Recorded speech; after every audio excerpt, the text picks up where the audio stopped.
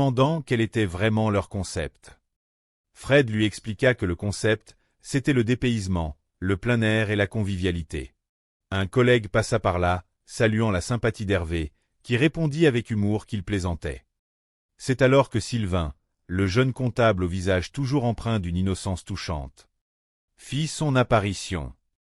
Il cherchait désespérément à organiser son anniversaire. Il s'approcha d'Hervé avec un enthousiasme non dissimulé et lui demanda ce qu'il faisait le 26 du mois. Hervé, pris de court, répondit qu'a priori, il ne faisait rien. Le visage de Sylvain s'illumina. Il déclara que c'était formidable, car il organisait son anniversaire. Il sortit un petit carnet pour noter les présences. Hervé, cherchant une échappatoire, inventa rapidement qu'il partait faire du rafting dans le Lot. Sylvain, un peu déçu mais compréhensif, trouva cela génial. Il demanda innocemment de quelle gare Hervé partait. Hervé, s'en mêlant dans ses mensonges, balbutia qu'il partait de Paris, de la gare d'Austerlitz, inventant même un train direct pour le Lot. Sylvain se tourna ensuite vers Fred, lui posant la même question pour le 26. Fred, essayant de ménager les sentiments du jeune homme, expliqua avec douceur qu'elle recevait des amis d'Amsterdam pour dîner à la maison. Sylvain, d'un optimisme inébranlable, suggéra qu'ils pourraient tous passer après le dîner. Il décrivit avec passion la fête qui se tiendrait dans le garage chauffé de sa mère, à la campagne, avec des lits de camp, des duvets et une grande bassine de sangria. Fred déclina poliment, exprimant de sincères regrets. Sylvain, ne perdant pas espoir, continua sa quête. Il demanda à un autre collègue, qui prétexta le salon du caravaning. Sylvain, toujours souriant, annonça avec fierté le thème de sa fête costumée. Malgré les refus successifs de Carole, d'Yvan et de Maëva, Sylvain garda le moral. Les autres collègues, touchés par sa candeur, se sentirent un peu coupables. Hervé murmura qu'il devrait peut-être faire un effort, et finalement, Jean-Claude, le commercial au grand cœur caché sous une carapace de maladresse, arriva avec une mine contrariée, prétextant des soucis pour cacher sa gêne de ne pas y aller. Dans un élan de solidarité, Hervé annonça une bonne nouvelle, il avait tout arrangé.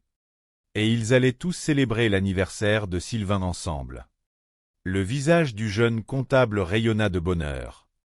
Et la machine à café résonna d'un joyeux chant d'anniversaire entonné par tous les collègues réunis. La vie de l'entreprise était aussi rythmée par l'arrivée des jeunes recrues. Simon, un stagiaire plein de bonne volonté, buvait les paroles de Jean-Claude comme s'il s'agissait des leçons d'un vieux sage. Jean-Claude lui demandait s'il n'avait pas trop souffert lors de ses premiers jours sur le terrain. Du côté de Mougier, Simon, les yeux brillants d'ambition, répondit qu'il voulait voir du pays. Jean-Claude tenta de le mettre en garde contre les difficultés de la province, de la solitude des hôtels de passage et des soirées monotones. Mais Simon voyait les choses autrement. Pour lui, chaque déplacement était une mission sociale, une occasion de briser les préjugés. Il expliqua à Jean-Claude à quel point il trouvait passionnant d'observer les gens, de s'enrichir humainement au gré des rencontres dans les petits établissements le long des routes départementales. Jean-Claude, d'abord sceptique, finit par être touché par la vision poétique du jeune homme. Lorsque Simon reçut sa feuille de route pour la semaine suivante, avec le choix entre la modeste bourgade de Bouzon et la prestigieuse ville de Monte-Carlo, Jean-Claude l'encouragea avec bienveillance à choisir la difficulté pour mieux forger son expérience, admirant secrètement le courage et la détermination de la relève. Le sport tenait également une place primordiale dans la cohésion de l'équipe. L'entreprise participait à un championnat intersociété, et le match de la 3e division contre la redoutable équipe d'une entreprise voisine approchait à grands pas. Jean-Claude prenait son rôle de capitaine très au sérieux. Il chouchoutait le gardien de but, lui conseillant une hygiène de vie irréprochable.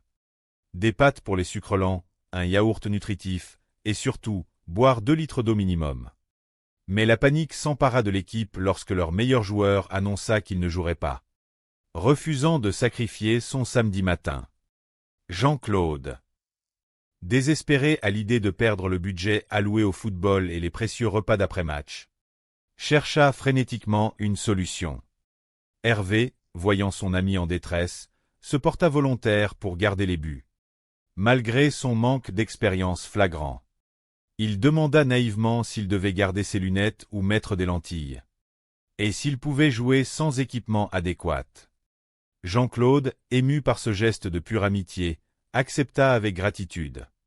La solidarité l'avait emporté sur la peur de la défaite.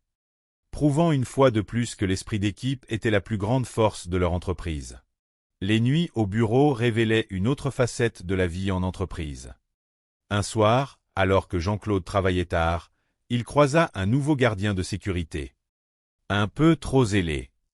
Le jeune veilleur de nuit, nerveux pour sa première garde, interpella Jean-Claude avec méfiance, lui demandant de poser son gobelet de café et d'exhiber son badge. Jean-Claude, d'une patience infinie, obtempéra doucement pour ne pas effrayer le jeune homme. Il déclina son numéro de badge, le 20098, et tenta de détendre l'atmosphère en plaisantant gentiment. Le gardien, réalisant sa bévue et touché par la gentillesse de Jean-Claude, se détendit.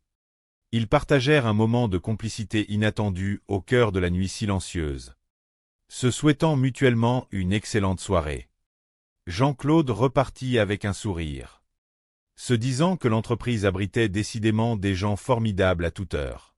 Le lendemain, les conversations autour de la machine à café tournèrent autour des relations humaines et de la courtoisie. Jeanne, toujours élégante et soucieuse du bien-être de chacun, exprimait ses inquiétudes concernant le comportement parfois maladroit de certains collègues envers les stagiaires. Carole, la directrice souvent perçue comme autoritaire mais au fond très protectrice, écoutait attentivement. Jeanne souligna l'importance du respect mutuel, rejetant toute forme de harcèlement, qu'il soit moral ou autre. Hervé, fidèle à ses convictions, approuva vigoureusement. Ils discutèrent de l'importance de s'exprimer avec gentillesse, prenant pour exemple la façon de demander un service. Dire poliment les choses, avec un sourire et un s'il vous plaît, changeait toute la dynamique de travail. Maëva, la jeune secrétaire pleine de vie, fut réconfortée par ce soutien infaillible de ses collègues. Carole, montrant son côté maternel, promit de veiller au grain et d'assurer un environnement de travail serein pour toutes les femmes de l'entreprise. L'espace de travail lui-même était sujet à des discussions passionnées. L'attribution d'un nouveau bureau à Jean-Claude suscita la curiosité et quelques taquineries bienveillantes. Hervé, armé de son double décimètre imaginaire, tentait de visualiser l'immensité de la nouvelle pièce, la comparant à l'île de Ré. Jean-Claude, fier mais modeste, décrivait l'espace où il pourrait installer un canapé pour se détendre entre deux dossiers. La conversation dériva sur les différentes façons d'aménager un bureau pour s'y sentir comme chez soi. Cette joyeuse joute verbale se termina par une promesse de partager un bon café dans ce nouvel espace, symbolisant l'acceptation et le partage des réussites individuelles au sein du groupe. Le départ d'un employé était toujours un moment chargé d'émotions. Lorsque Sylvain se vit remettre son solde de tout compte par le directeur des ressources humaines, Jean-Guy, un mélange de tristesse et d'incompréhension flotta dans l'air. Sylvain, touché par la prime de 200 francs ajoutée à son dû, exprima sa gratitude. Les collègues, indignés par ce départ précipité, se regroupèrent pour lui témoigner leur affection. Hervé, au nom du syndicat, lui offrit son aide pour d'éventuelles démarches, tandis que Jeanne proposa d'organiser une petite fête d'adieu. Sylvain partit le cœur léger, sachant qu'il laissait derrière lui non seulement des collègues, mais une véritable famille prête à le soutenir. L'imagination débordante de l'équipe ne connaissait pas de limite. Un jour, Hervé lança un débat philosophique captivant. Si l'on possédait une machine à remonter le temps, que ferait-on? Hervé, avec un amour filial touchant, expliqua qu'il retournerait en décembre 1960 pour changer la roue de la voiture de sa mère sous la pluie, lui évitant ainsi de tomber malade. Jean-Claude, plus grandiloquent, parlait de changer le cours de l'histoire mondiale dans les années 30. Malgré son inquiétude comique de devoir porter des costumes d'époque qui le vieilliraient. Jeanne, quant à elle, souhaitait simplement retourner